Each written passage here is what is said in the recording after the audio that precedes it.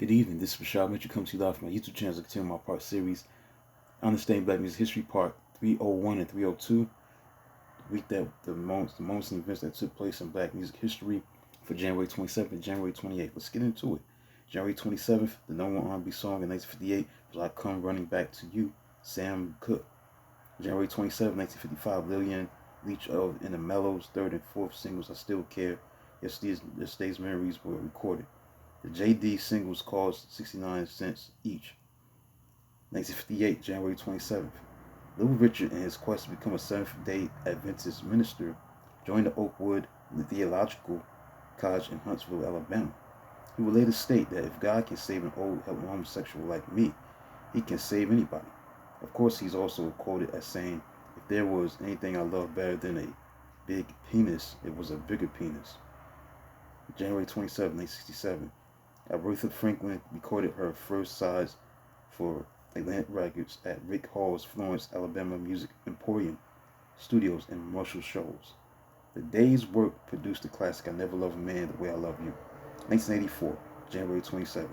Michael Jackson received second-degree burns to his head while on the set of a Pepsi commercial from an accidental explosion. He was taken to the Cedars-Sinai Medical Center in Los Angeles for treatment.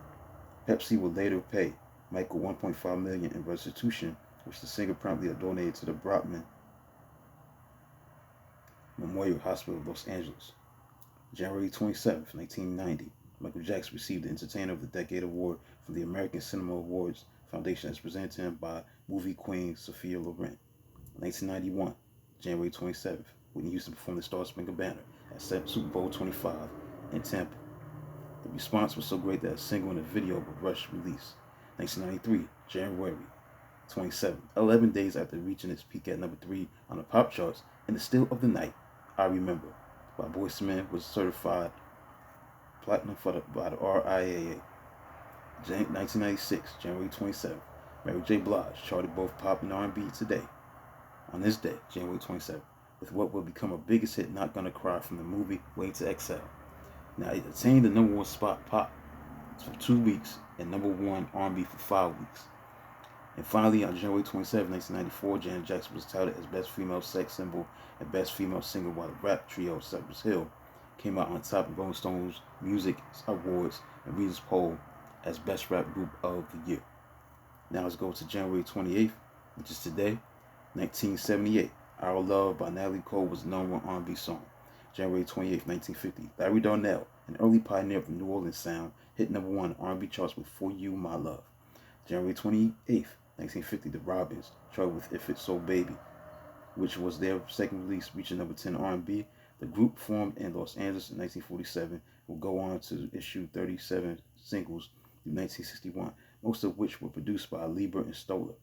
January 28th, 1955, Fats Domino, the Moonglow's, Joe Turner, the Clovers, and Faye Adams began a 42 performance tour in New York called the Top 10 R&B Show. January 28th, 1970, Richie Havens, Jimi Hendrix, Harry Belafonte, and a chorus section of stars from the Rascals to the cast of Hair performed a 7-hour anti-Vietnam War benefit concert at New York's Madison Square Garden. When Hendrix's drummer Buddy Miles stated to the audience, "I'm sorry, we just can't get it together," a furious Hendrix retorted, "That's what happens when Earth blanks with space. Never forget that," and walked to the wings in the middle of the second song, Earth Blues. 1985, January 28th.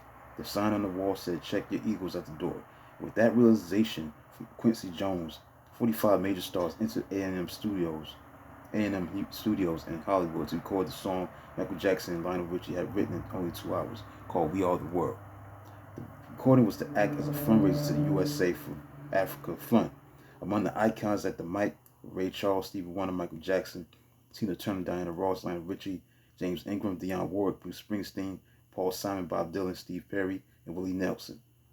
It took more than 10 hours to do the single recording. Prince was invited, but didn't come.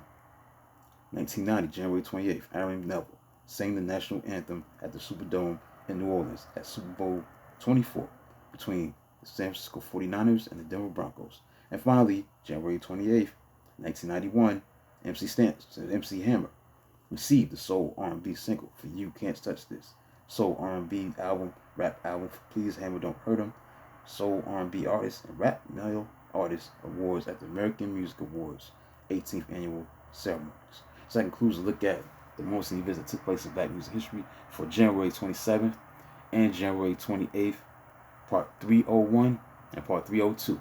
Please like, subscribe, and comment on the channel. Do videos smack to tomorrow. Until then, talk to you soon.